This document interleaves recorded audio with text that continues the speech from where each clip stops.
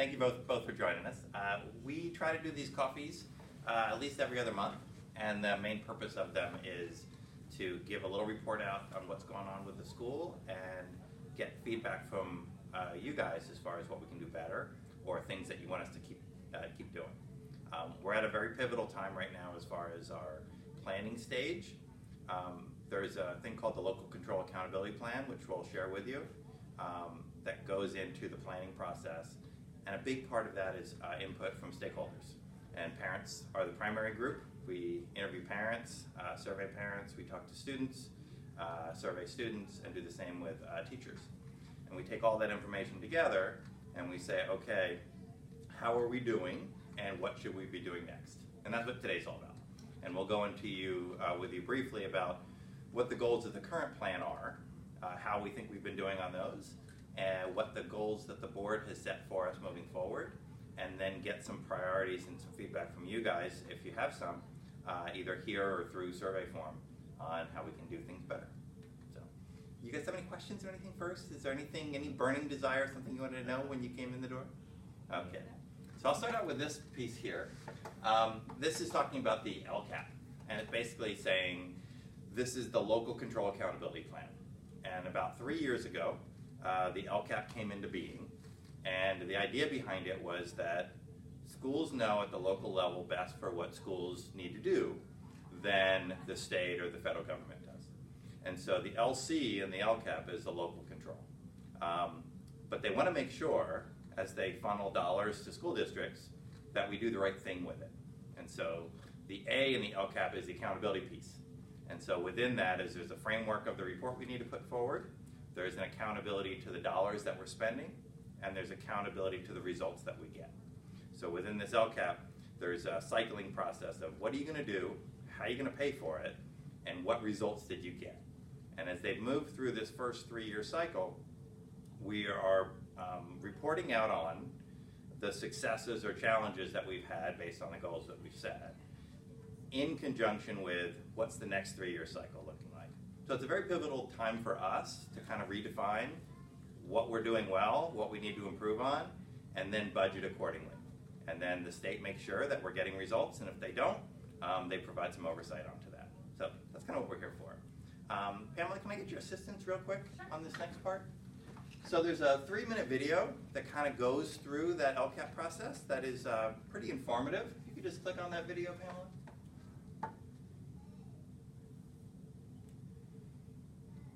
And then just scroll down a little bit. And then just click on the play button. Actually, it's 2 minutes.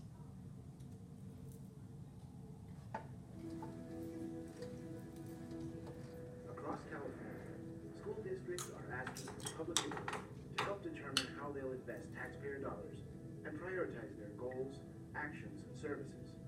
You might be asked whether your local district should direct more resources toward after-school programs, for example, or mental health services, or even technology. It's all part of a series of educational reforms that include measuring achievement using multiple metrics, not just test scores, and supporting struggling schools so they can improve rather than punishing them for underperforming.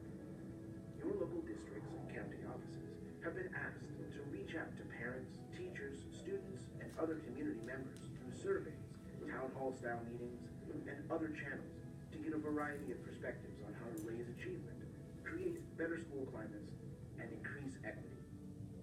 Working together, communities, school districts, and county offices are creating 3-year accountability plans that target state priority areas and goals, as well as addressing local needs, like improving classroom technology, bolstering college or career readiness programs, or enhancing after-school resources. They're also deciding how much they'll spend on each priority and outlining how they'll measure progress.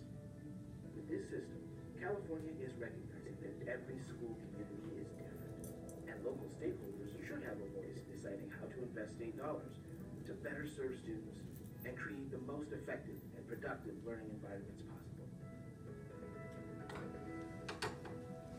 Thank you. So that was the plan out of the gate. And as I mentioned before, welcome, good to see you. Hi. You too. That was the plan out of the gate as far as these 3-year cycles. And as we mentioned before, we're coming to the end of the first 3-year planning cycle. The 2 big changes that the state put in place as we move into this next one is we want to see more meaningful input from parents, students, and staff. Like, we want to see what are they saying and how is it showing up in your plan, because those are our customers, students and parents, and our staff works to serve those two groups, and it's important to hear from all those groups as to how we're doing. So that's a thing that we'll see a little bit differently. And then the other thing is they wanted to see more objective measures of progress, and so they put different accountability systems in place. So when you kind of look at our goals moving forward, this is what kind of came out from our original LCAP goals, and there were 3 overarching goals and a lot of sub-goals and a lot of words. My goal is to reduce that. But the gist of it was, in all 3 goals, it said we want to increase academic achievement. And we want to do it by, in the first goal, that we're going to offer the right curriculum to them, and we're going to do that with qualified teachers, and the campus is going to be safe. And the second one talks about how we target certain groups, and we use data to inform our instruction. And then the third one is kind of the climate that we create around the school. But all of them were tied to academic achievement. And so when you kind of look at how we did through that, first couple of years we didn't do very well. The first couple of years through our academic scores, as the LCAP rolled out, we actually had decreases in scores. I was really pleased that our last year's cycle, we made significant gains in both our language arts and our math. We went up 9% in our language arts, we went up 5% in our math. The 2 primary initiatives we put forth was we worked very hard on building our teacher capacity and our teacher expertise in understanding where their students are and what their students needed. And so we're continuing to work on that, but we were very proud of the progress that they made. Like I said, 9% in our language arts, 5% in our math. And then when you kind of look at what does that mean, Bill Gates basically says, yeah, test scores are really good, but they're not the end-all be-all. And we very much agree with that. It's important for us to have an objective measure of our progress to make sure that as we serve kids, and we say that our primary responsibility is for them to become children of character and to gain academic skills, we need to have some way to measure that. We look at our character and our climate oftentimes through our survey information, but we can look at academic progress through these test scores and some test scores we do within. The California dashboard came out a few years ago as part of the accountability system. And they agreed that test scores are important and we're going to measure you on your test scores. But we want to measure you both on your status, how much you're achieving, and your change, what direction are you going. And so fortunately in the last dashboard, you can see on our language arts scores, we ended up testing in the blue range, the top range that you could test in, because we had high change, we had a 9% increase, and our students generally are achieving at high levels. It's the first time that we achieved a blue on the dashboard was this year. We also had a green on the dashboard in math, up from yellow the year before, again because we showed high progress and high achievement. The other measures that they look at on the dashboard are things that are tied to school inclusion, school engagement, whether kids come to school, whether we kick them out through like suspensions. And we made some good progress in those areas as well. We have one of the lowest chronic absenteeism rates in the state. We're a little over 1%. Chronic absenteeism is defined by kids who miss more than 10% of school in the school year. We have it in the 1% range, and the state average, I believe, is in the 11-12% range. So our kids come to school, which is a nice thing. It shows that not only do the parents put value to them coming to school, but that the kids aren't resistant to coming. So we take that as far as our school climate measure. The suspension rates, we're on a green on suspension, which is good because we're not excluding kids from the learning environment. There's a lot of studies right now that are talking about if you have a kid that is excluded from the learning environment, they're more likely to be excluded in the future and more likely to have their future compromised. One of the challenges that we have as we dig in the dashboard, and this is something we're going to look at in our next plan, is how that's distributed. Meaning we have a higher rate of our foster youth that are suspended than our non-foster youth. And part of that is there's a challenge of behaviors and needs that they present when they come into the school, at least some individuals within that subgroup. It's a very small subgroup, but one of our challenges moving forward is how do we best serve those needs absent exclusion. We were one of only 5 school districts in all of San Diego County to achieve all greens and blues on the dashboard. There's about 43 districts now, and so we were in a small group that actually achieved all greens and blues, and we're very proud of that. The board goals moving forward. In the summertime, the board and I met, and the board set these goals for the district moving forward. And these are the big pieces, and I just wanted to give you a little idea, and if you wanted to look at some of the progress stuff, I've linked some presentations that we did to the board. Their first goal was to make sure that we maintained long-term fiscal solvency, and that we maintained we were legally compliant. And we've done a really good job of staying ahead of policies and procedures and making sure that we've adopted the things that are required to adopt, especially the ones that best serve kids. And we've done a good job of maintaining a sufficient reserve. You've probably heard of schools in the newspaper that are having to make significant cuts to important parts of their academic programs because they can't afford to educate kids. And that's a real challenge that all districts face. Our district has been very wise in budgeting to maintain an adequate enough reserve to try to ride through some of these and make those cuts in a slower, more purposeful way than just wholesale knocking up things that are of value.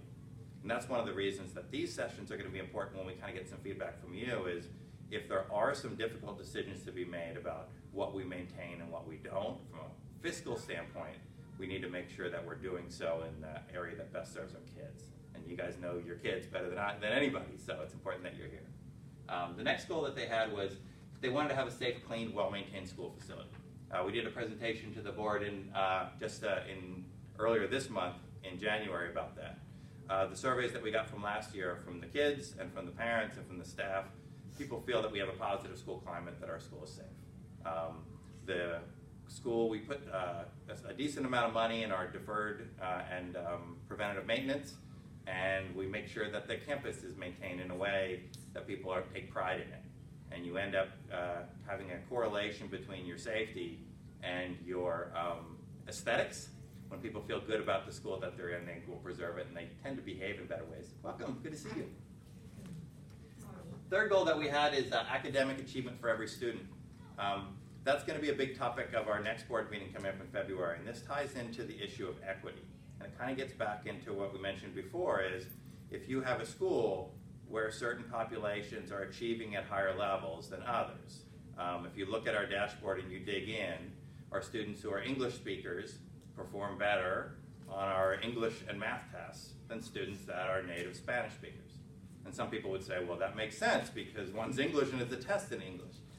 As a school system, it's our goal to, and you guys may have heard of the achievement gap, is to close that achievement gap so that when students move through, they can come to us at different levels. But when they move, they should have the equal opportunity moving on to the next level.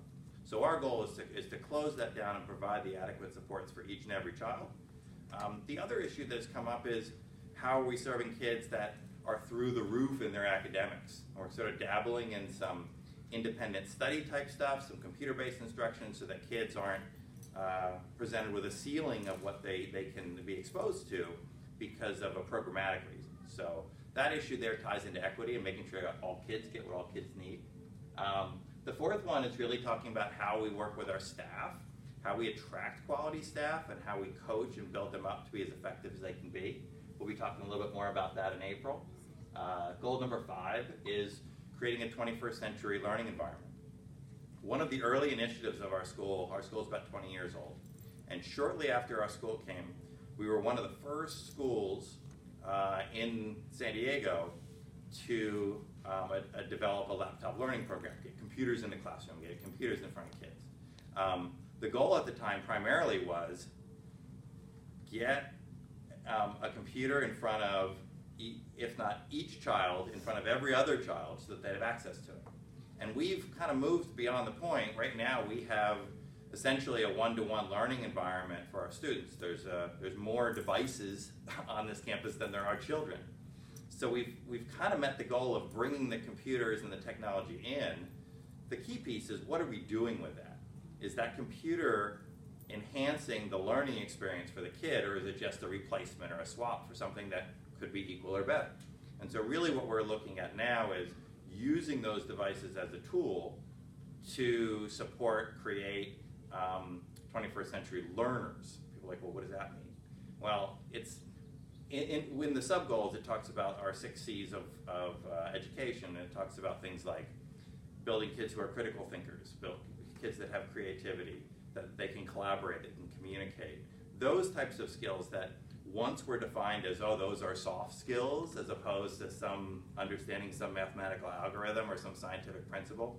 What we're learning is it's those soft skills that are the skills that are needed in the work environment, and the more precise skills, although we build up proficiency in language and math and so forth, to make them college and career ready, they have to be creative and collaborative, and they have to be able to communicate their ideas in multiple ways. And so we're moving towards the use of 21st century not to be device driven.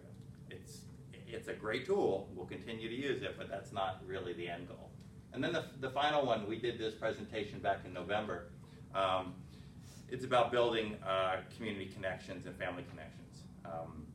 Our surveys were really interesting last year. We had 90% of our parent population had attended at least one event here at school, which is great.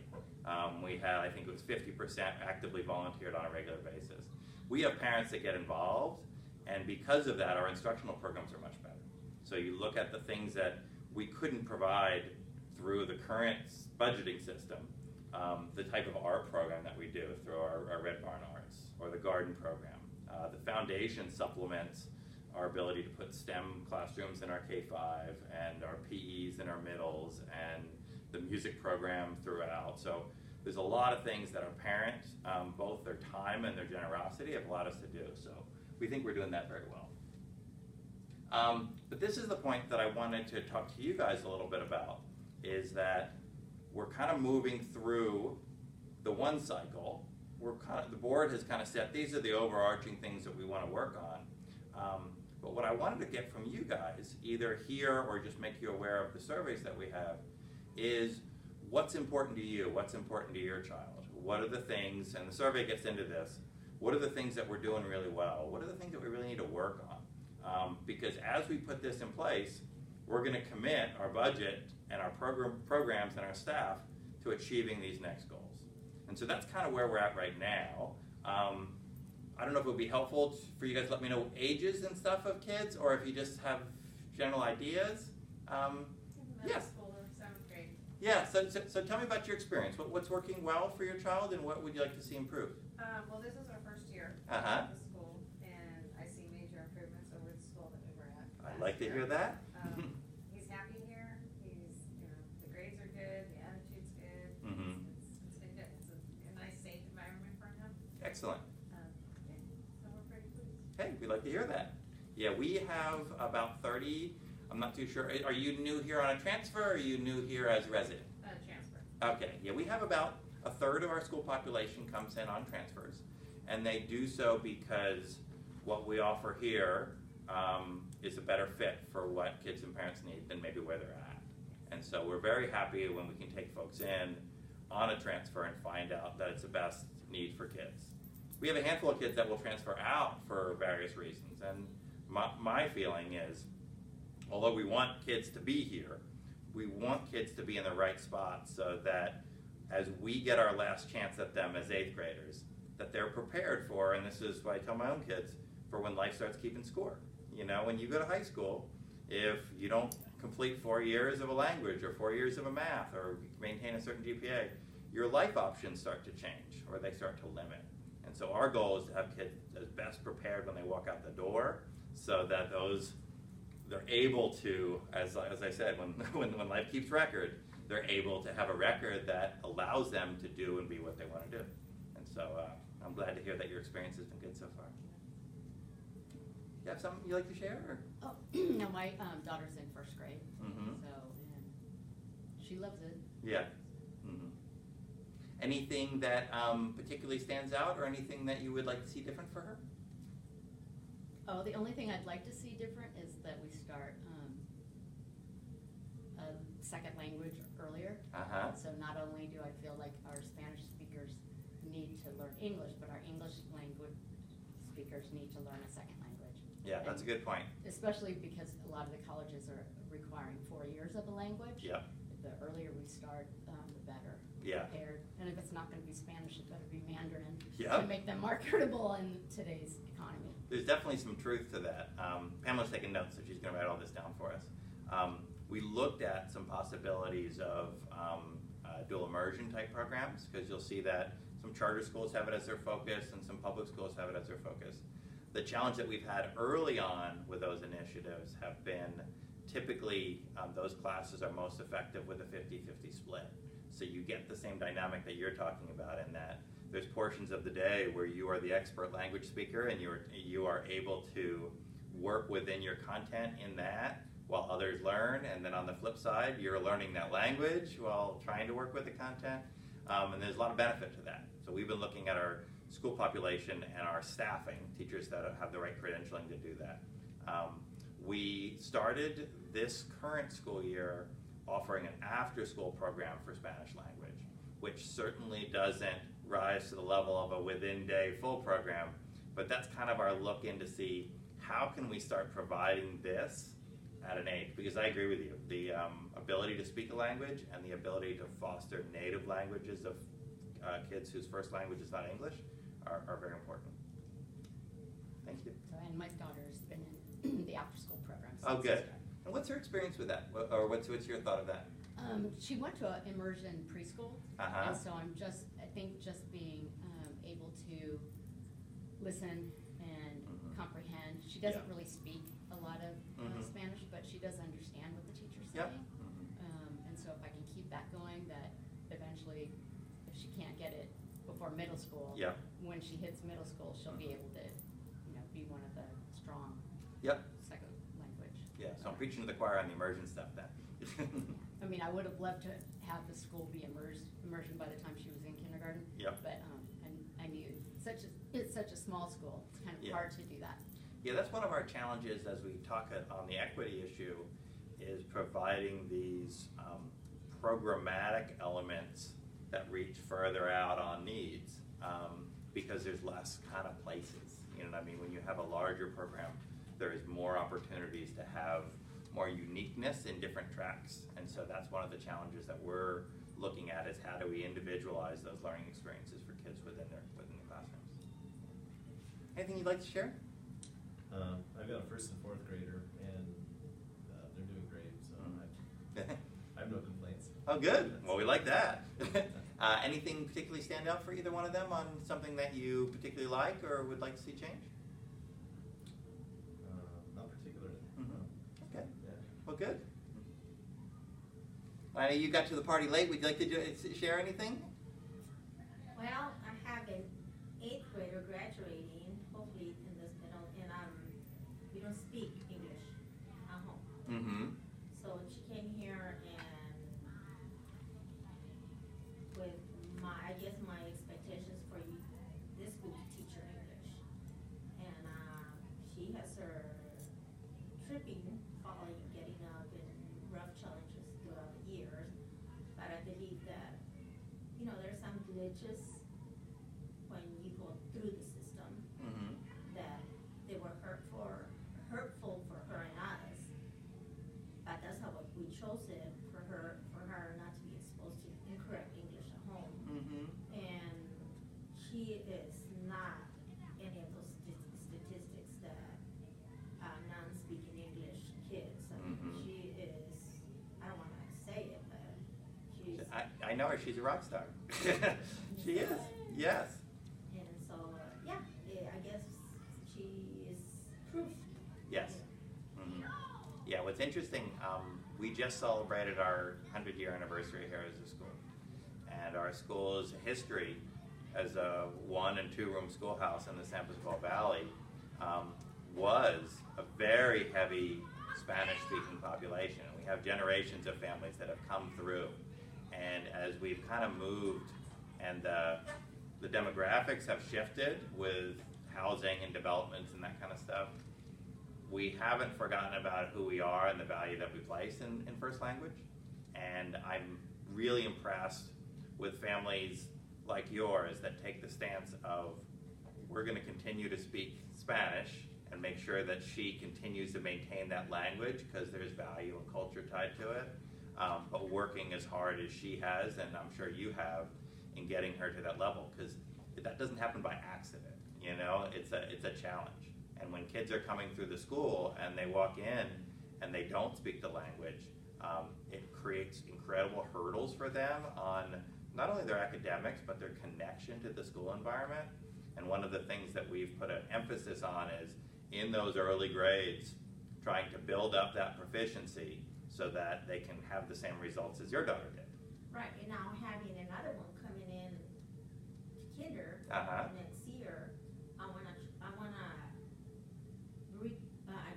understand and know that as an example of my older daughter, I believe that we've done correct, but we don't wanna go through the negative courses that we went with her.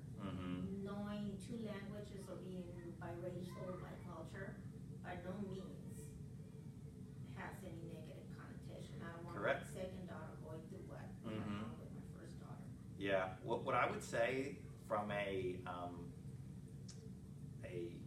educational system, there's been a huge shift towards the value of diversity and the benefit of embracing equity, meaning that different kids have different needs, but all kids have value and all kids have potential and all kids can achieve. Just last week, Mrs. Lee and myself and one of our board members went to an equity conference, and really what they were talking about is the statistics don't need to be the way the statistics are. And you had mentioned earlier that your child has shown that if you come in with a second language, it isn't an anchor on your neck. It really actually is a benefit, because when she comes through at the academic proficiency that she has now, with the additional skill set of somebody who is proficient in Spanish as well, her options have now vastly opened compared to kids who don't have that. Right, and that's what I wanted, that's the purpose I made a point to be here, is I don't want my children or anybody's child, let it be diverse in English, Spanish, Mandarin, or to be sectioned off the way my daughter was. And that was very painful, not only hurtful, it was painful. And I want you to understand that, I want the teachers to understand that, I want that the scars it creates on students. And I'm very happy that it has turned out the way it has. Because I was, 10 years ago, I didn't know how it was going to turn out, but it has. So thank you. Thank you. I mean, it has been rough. Well, it's been a team effort, so thank you too. So, but I do want to emphasize that we will work with you. And, I mean, the purpose of us not teaching them what you do best. It's not to not help you, it's just not to interfere. And that's what I want people to understand from the Spanish community. A lot of things that I've heard is they don't put the effort forward. No, that's not it. I would agree with you. And so there's a bridge there that needs to be polished, and we need to work on. And second English learners, or they don't need to be segregated. It's inclusive. And I want to work with you. With my second daughter, and I appreciate it. So thank you. Well, I'm encouraged that the second time down the path is easier than the first. So I think we'll both do better. Thank you. Oh, thank you. Appreciate that. We will be holding a similar one of these presentations with our Dialect Group, which is our second language parent group that meets to look at issues that may be unique. One of our challenges, and Ms. Kandamura alluded to it, that we had historically was our Spanish speakers, and there's still some of it now, feel apart from the school because of a language barrier or maybe a culture barrier. And what's been really nice about our current Dialect Group is we've been able to bring folks together and start bridging some of that, having information. My Spanish proficiency is very poor, but I can come to a group and have somebody help me communicate better and to know that our interests are for all kids. And if you don't speak the language, or if I don't speak your language, we need to figure out a way to kind of understand what each other's needs are, because sometimes they're very unique and they are very impactful. We had a board meeting year before last in which, I don't know if you were at this meeting, where we had some of our parents from our Dialect Group come to speak to the school board. And that was a huge step, to come in a formal proceeding to speak through an interpreter to the governing board and explain how important and how life-changing the end result is from here at the school.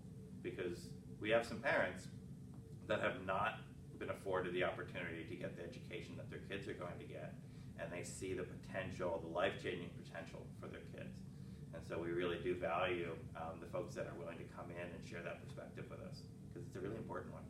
And yeah, as a parent, I've been here, so I've been here 10 years. I'll be here another 9 years.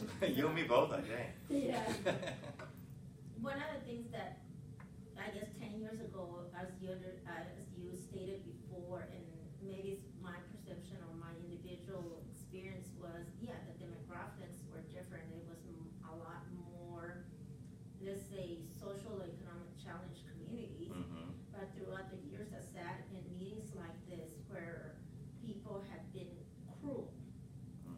And they say, I bought a home near the school because I thought it was going to be a different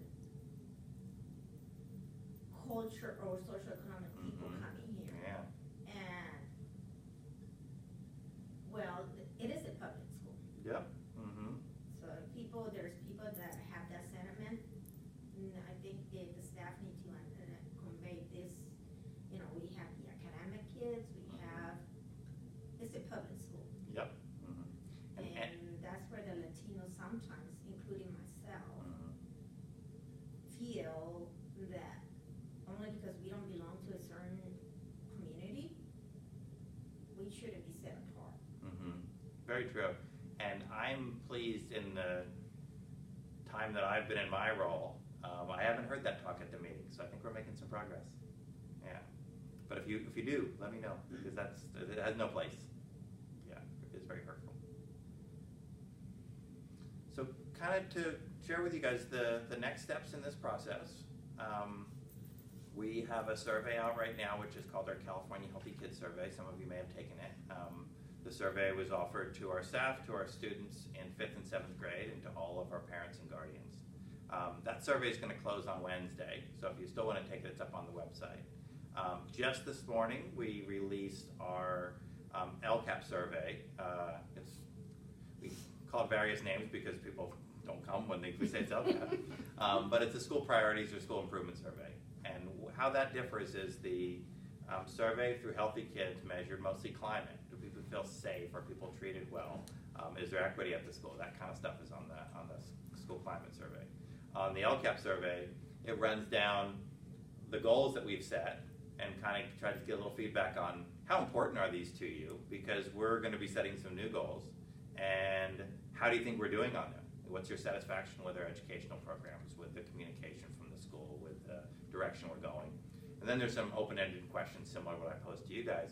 What are we doing well? What do we need to improve on? And anything that you'd like to set our focus on. So the stuff that you've shared today is really helpful in that process. You'll continue to hear me asking in different ways to try to get as much of a broad perspective as moving forward.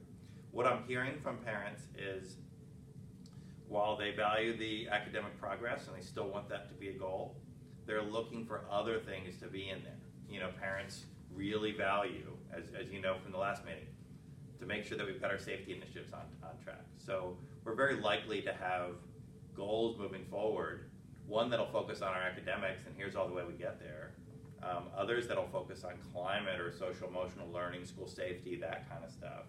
And then there's a lot of talk about engagement goals, like how are we engaging kids in their learning, and how are we engaging the community into that process. And so those are kind of the big things that are sort of shifting around. This sort of gathering process of information will continue for the next month or so. We'll formulate that into the actual LCAP document. We'll probably have a draft together in April, to get to the board with a draft, May at the latest, and then the board meets in June to review and approve the plan. They have to approve it by the end of the month in June. There are opportunities through that to be heard publicly. So there'll be a public hearing on the LCAP plan. So if you or others that you know want to convey these messages directly to the school board, there's times for those discussions to occur. So keep your ears out. We'll continue to communicate this stuff multiple ways. But like I said, it's really important that your voice be heard, and the stuff that you share today is really helpful in that process. And I can tell you that what I'm hearing from you is some of the consistent refrain is that, hey, generally we really like the school, it's a great school. We had more language or more inclusion or those kind of things, and we're always looking to improve.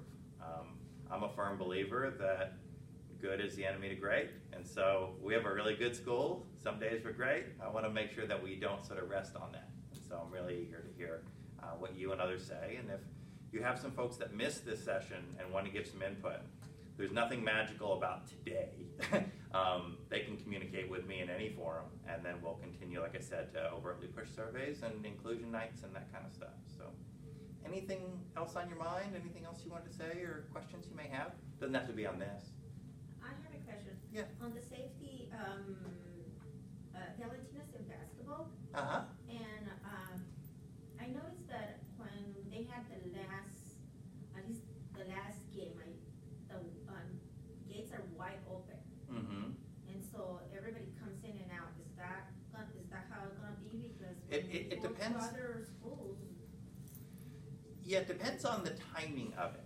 So if we have an event, basketball or any other event, during the school day, it's a very restricted entry point. Meaning, if we're playing a game and school's in session, everybody comes through the office, they get the badges that you guys have, we understand exactly who's here on campus. Similar to a lot of schools, when there's events that are beyond the school day. So when our school day ends, the gates open and kids leave and there's some comings and going. We typically don't have any kind of a check-in process. We do have active monitoring, meaning there's people walking around and talking to people and that kind of stuff. But the logistics of a non-school day monitoring present some unique challenges. So that's kind of why you'll see the difference between them. And the way our sports normally go, most of our sports occur after the school day, but we do have some Friday events. And so apologies in advance on the days that we do. We get a pretty long line checking people in. But while school's in session, we handle our access very differently. Does that make sense to your experience? So it's going to be monitored when school is in session, and it's going to be iffy after. I think that was not how I put it, but I think it's accurate. Yeah. I think when you look at that, I would say that the campus is open after school, after students are dismissed, and it's a closed campus when they're here. Okay. Yeah. Second question I have, or I have three. So if someone, the San Diego Escondido district for kindergarten, they're going to be implementing full days for kindergarten. Mm-hmm. Is that going to be an option here? It might be, yeah.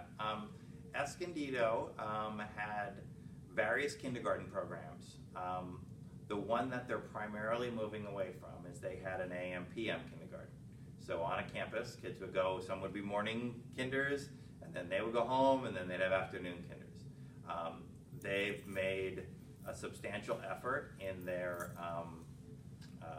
financial area, a couple $1 million, I believe, to offer that kindergarten full day. And what we're investigating right now, it's actually going to be a topic at the board meeting when we come up on February 11th. Yeah, that will be a topic in our enrollment presentation. What we're trying to find out is the state defines a full day kindergarten as a certain number of hours in the day. So technically, per the state, we currently run a full day kindergarten even though it's 90 minutes earlier than the rest.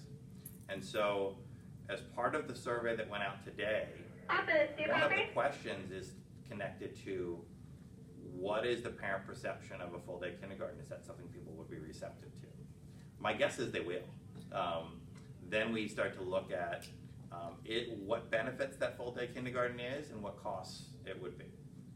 So our take is that I don't know what Escondido's program is going to be as far as how long their kindergarten day is going to be. But I do think that as we've started to increase the rigor of what's expected of a kindergartner to achieve, and as many of them have already attended full-day programs through preschool, we might be doing them a disservice. And so there's 3 things that are going on now. I've asked our current K team to compile the pros and cons of what this would mean for us. I put it out to the parents on the survey, and then we'll be presenting those pros and cons to the board on the 11th. So there hasn't been a decision made. It hasn't been before the board yet, but it's definitely a consideration. And it's a consideration on 2 fronts. One of them is it better for kids? And then the other one, and this is always a practical issue, is that if Escondido is offering a full day kindergarten and we have students that would otherwise come to us if we did offer a full day kindergarten, there's enrollment issues too, and that's all tied to our budget. So we don't want to not be able to compete, for lack of better terms, with student numbers. Right, because if you guys don't offer a full time, I'm going to take my daughter. Mm-hmm. And that's a really important perspective to share, and we'll make sure that we document it there, because that is something that we don't want to drive people away because other places are offering a better experience. Right, because for them, 17 schools. 17 schools, yep. 17 schools are going to be offering a full day, Mm-hmm. and they're just keeping the TK, the transitional half day. Yep. Mm-hmm. And so I don't want to do to my daughter. I mean, she's a full day preschool. Yep. And I don't want to bring her to half a day and Yep. then full day. I Yep. think that's just going to distort her perspective. It's a very valid point. Mm-hmm. And I'm not going to do that to Yeah. her. Mm-hmm. And, okay. Yeah, and I'm glad you brought it up. One of the challenges that we're facing is we have about 10 to 15 less kids this year than we did the year before. Over the last 8-year span, we've been able to keep our enrollment fairly consistent. And it's primarily been because we've been able to attract folks from outside the district who have been able to let us keep our numbers in line for the declining enrollment of residents within the district. So we have these neighborhoods that came in a little bit before the school came in, and a lot of folks like living here and they stay here, and their kids get older and don't. And so you end up having kids that age out of our school. And so our situation is very similar to Escondido. It's very similar to a lot of areas in California, in that you're seeing declining enrollments within the school. And you make a good point as to how we combat that. Right. I don't want to go look at these schools, Escondido, when would I know from this school if you guys are going to offer it or not? It would depend on the direction that the board wanted to go. I would say that from a timing standpoint, the first time the board will hear about this will be in the February meeting. Depending on what kind of direction they want to go, I would assume that there's going to be another conversation in the March meeting after we have the survey information. And I would say that the earliest the decision would be made would be either the April or the May. So I would say that they won't have the full information on sort of community input on that. Mm-hmm. But if you have some folks similar to you that feel strongly about it, I would encourage you, if you wanted to come to the meeting. The way board meetings operate is that the beginning of the meeting is open towards public comment. And so if you had some things that you wanted to say, they give you a few minutes to talk to the board, or other people could have the same amount of time on issues of importance. But I can assure you that based on the comments that you've shared here, your perspective will be shared through the LCAP process, and then through that process when we start looking at, are we going to change that instructional program? Right, because my child will be, for me it's 100% a benefit to her to come here, because then she takes the bus, Yeah. and then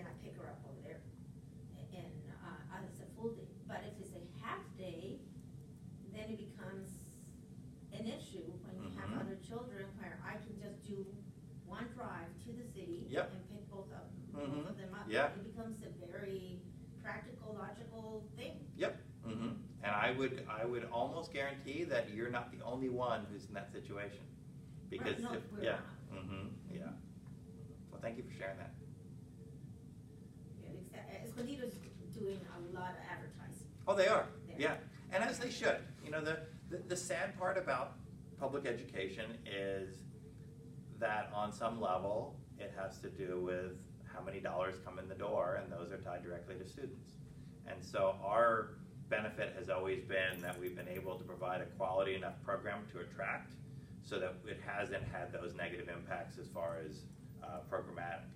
But you get the presses of Escondido understandably wanting to retain the students that live in their district, and then they get the same challenges that we get as far as aging populations and charter schools. Charter schools are able to offer a lot of diversity in the type of instruction. There's different opinions on the quality of it, but they can offer a lot of different things. And that is something that, in my opinion, creates a opportunity for the public schools to step up their game. Because if there's some things, another question that's going to be in that survey is, are parents interested in alternate learning environments, computer-based instruction, homeschooling, that kind of stuff? Because it's not something we've typically offered. It's not something public schools typically offer. But if we have elements of the school that people really want to be part of, but they want a different type of thing, is there enough of a push to create a different type of thing?